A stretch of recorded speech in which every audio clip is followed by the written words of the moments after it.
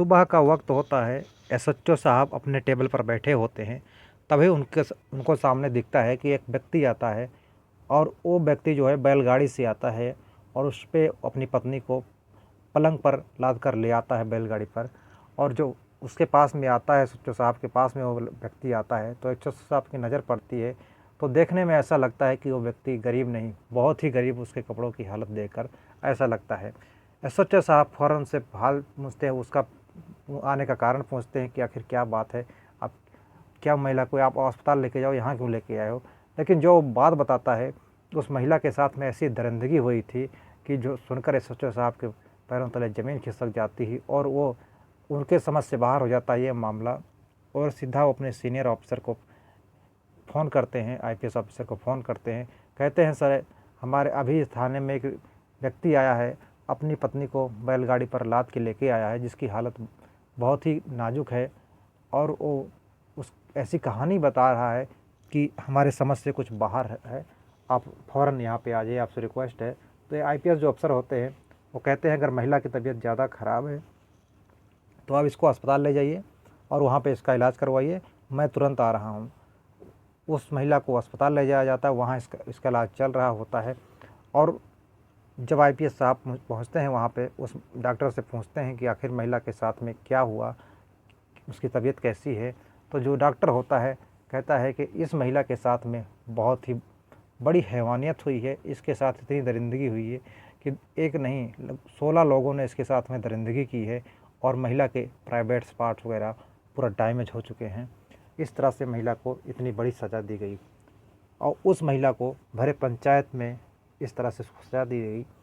तो दोस्तों, आज की जो कहानी है, हरिद्वार का एक शहर लगता है, रुड़की के एक थाने के है, वहाँ एक व्यक्ति होता है। इस कहानी में पूरा जानेंगे कि आखिर ये महिला कौन है और उसको किस बात की इतनी बड़ी सज़ा मिली और उसके पति के सामने भरी पंचायत में आखिर उस महिला को क्यों इतनी बड़ी सज़ा मिली, पूरा जानेंगे इस कहानी में। तो दोस्तों, कहानी में अंत तक ज़रूर बने रहिएगा। मैं अरविंद आप सभी का स्वागत करता हूँ अपने चैनल क्राइम अलर्ट 24 में। दोस्तों, आप लोगों से निवेदन है, अगर चैनल पर नए हैं तो चैनल को जरूर सब्सक्राइब करिएगा, वीडियो को लाइक करना मत भूलना। दोस्तों कहते हैं कि हे खुदा, हे प्रभु, किसी को गरीबी न दे और गरीबी दे दे तो बदनसीबी न दे।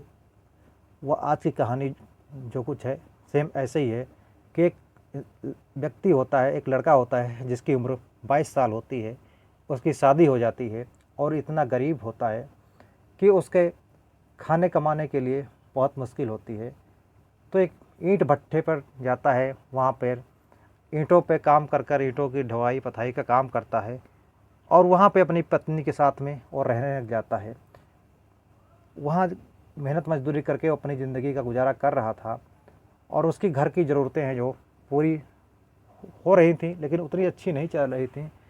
अब दोनों उसकी पत्नी जो है लोगों के घरों में खाना बनाकर और वो ईंट भट्ठे पर काम करके अपने परिवार का गुजारा कर रहे थे।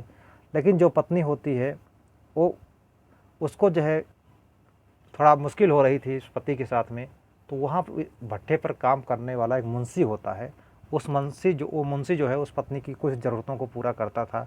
उसके लिए सामान हो गया, कुछ कपड़े हो गए, इस तरह से उसको धीरे धीरे उसकी तरफ उसकी पत्नी जो है आकर्षित हो जाती है।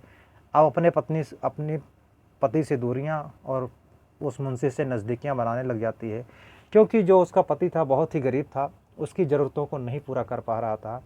इसलिए वो महिला जो होती है अपने पति से दूर और उस पैसे वाले मुंशी के पास में नज़दीकियां बनाने लग जाती है। एक दिन ऐसा आता है कि जो महिला होती है उसकी पत्नी, वो उस मुंशी के साथ में चली जाती है, वो अपने पति को छोड़कर उसके साथ हमेशा के लिए चली जाती है।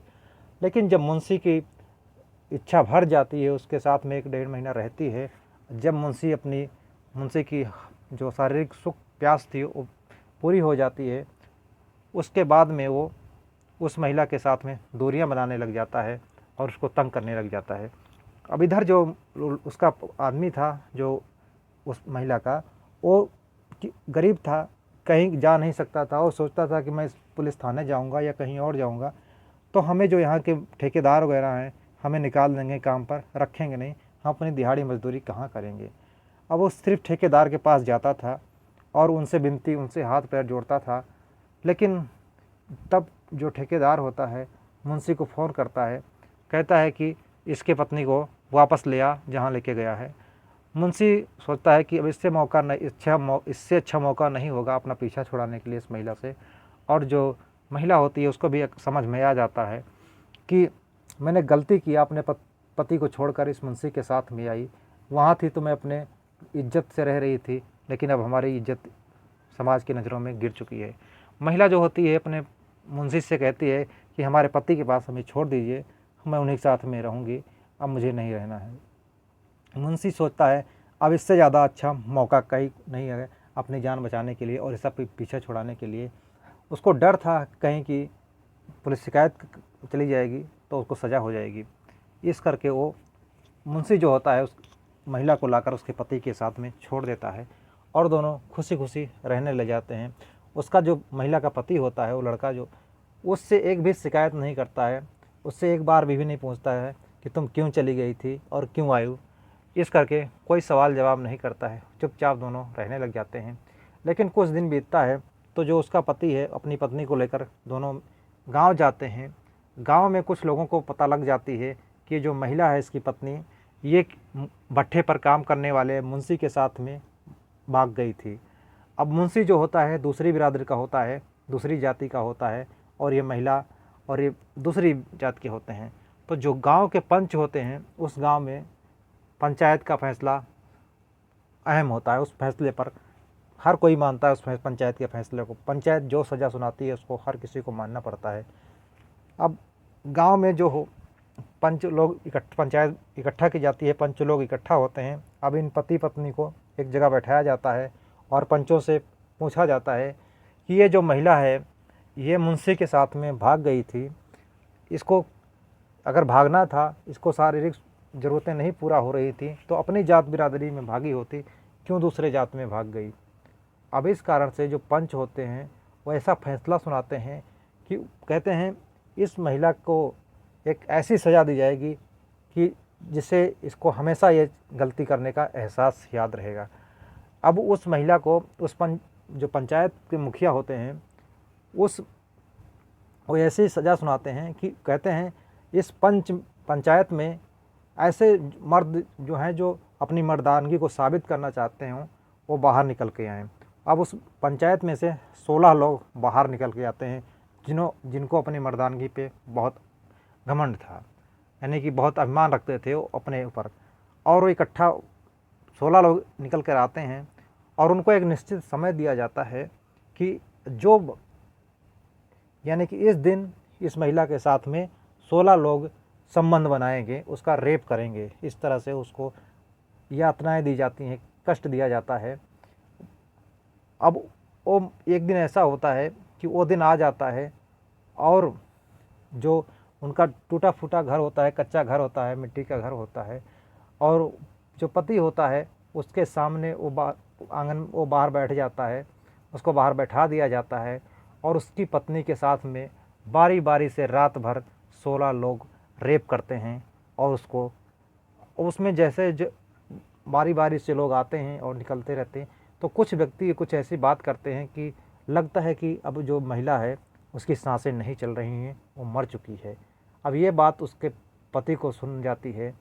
पति चाहकर भी कुछ नहीं कर सकता था क्योंकि पंचायत का फैसला था। अगर पंचायत का फैसला जो नहीं मानता उसका हुक्का पानी बंद कर दिया जाता है और उसको कड़ी सज़ा दी जाती है। इस कारण से वो पति मजबूर था और वो महिला भी मजबूर थी क्योंकि उसने गलती थी। वो सोच रही थी कि मैं गलती की हूँ, इसकी सज़ा मुझे मिल रही है। लेकिन अब उस महिला की हालत इतनी ख़राब गई थी कि सिर्फ उसकी नब्ज़ चल रही थी, बाकी शरीर में जान नहीं रह गए थे। अब उसको वो जो उसका पति होता है कपड़ा पहनाता है और उसको पलंग समेत उठाकर बाहर लाता है और पड़ोसियों से मदद मांगता है। तो पड़ोस में एक बैलगाड़ी होती है, वो बैलगाड़ी मांगता है। तो पड़ोसी लोग होते हैं वो सोचे होंगे कि ये जो है महिला अपनी पत्नी को अस्पताल ले जाएगा, उसकी हालत ख़राब गई होगी। अब वो अपनी पत्नी को अस्पताल ले जाने के लिए बैलगाड़ी पे पलंग को रखता है और बैलगाड़ी पर बैठ जाता है और लेकर सीधा थाने पहुंच जाता है। थाने जब पहुंचता है तो एसएचओ साहब जो होते हैं उनके सामने जाता है और सारी अपनी दास्तान बताता है कि इस तरह मैं बाहर गया था तो हमारी पत्नी जो है एक मुंशी के साथ में भाग गई थी, तो कुछ दिन के बाद वापस आ गई। तो जब मैं अपने पत्नी के साथ में गांव आया तो में एक पंचायत इकट्ठा की गई। पंचायत में ये सज़ा सुनाई गई कि इस महिला के साथ में गांव के 16 व्यक्ति इसके साथ में संबंध बनाएंगे, इसका शोषण करेंगे। अब ये कहानी सुनने के बाद में एसएचओ साहब जो है बड़े हैरान हो जाते हैं और उस महिला की हालत को देखकर उनका दिमाग नहीं काम करता है कि वो करें तो करें क्या करें। वो सीधा सिर्फ अपने सीनियर ऑफिसर आईपीएस को फ़ोन करते हैं, अशोक कुमार को। वो कहते हैं कि सर ऐसा ऐसा मामला आया हुआ है इस गांव से और एक पति आया हुआ है अपनी पत्नी को लेकर जिसकी हालत बहुत ही ख़राब है और उसके साथ में इतने लोगों ने दरिंदगी की है। अब जो आईपीएस अफसर होते हैं वो कहते हैं महिला को अगर हालत सीरियस है तो उसको तुरंत अस्पताल ले जाइए और वहाँ पर इलाज कराइए, मैं वहीं पे आता हूँ। अब उस महिला को एसएचओ साहब अस्पताल ले जाते हैं, वहाँ इसका इलाज चल रहा होता है। तभी जो है एसपी जो होते हैं वो आ जाते हैं, अशोक कुमार। वो उस महिला से जो इलाज कर रहे डॉक्टर से पूछताछ करते हैं, बताते हैं कि क्या महिला से हम कुछ बयान ले सकते हैं। डॉक्टर जो साहब होते हैं कहते हैं कि महिला की सिर्फ सांसें चल रही हैं और जी रही है लेकिन मरने के बराबर है, क्योंकि उसके जो इतनी उसको यातनाएं दी गई हैं, शारीरिक उसका जितना उसके ऊपर अत्याचार हुआ है, उसके जो प्राइवेट पार्ट वगैरह पूरा डैमेज हो चुका है।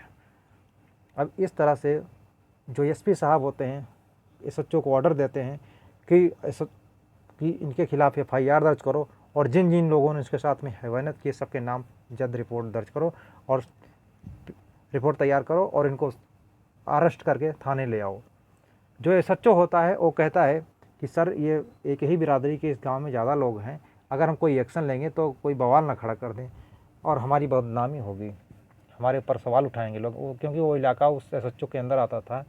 तो जो आईपीएस अफसर होते हैं कहते हैं कि तुम्हारी क्या इसमें बदनामी होगी, जो इस महिला के साथ में हुआ अत्याचार उससे बढ़कर कोई नहीं है, सिर्फ तुम अपना कानून के दायरे में रहकर काम करो और जो मैं कहता हूँ वो करो। अब जो सच्चो होते हैं सारे जितने को व्यक्ति बताता है उसका पति बताता है, नामदर्ज रिपोर्ट दर्ज होती है और उनके मुखिया के खिलाफ़ और पंचों के खिलाफ़ में सबको लाकर थाने में बंद किया जाता है। और अब इस टाइम सारे बंद हैं जेल में, सारे अपनी सज़ा काट रहे हैं। और इसमें जो एसपी साहब होते हैं तारीफ़ उनकी की जानी चाहिए और उनको सलूट बनता है, क्योंकि उन्होंने बड़ी ईमानदारी से इस केस में काम किया और उस महिला के पति ने जितनी हिम्मत दिखाई, क्योंकि उस कंडीशन में उसको अपनाया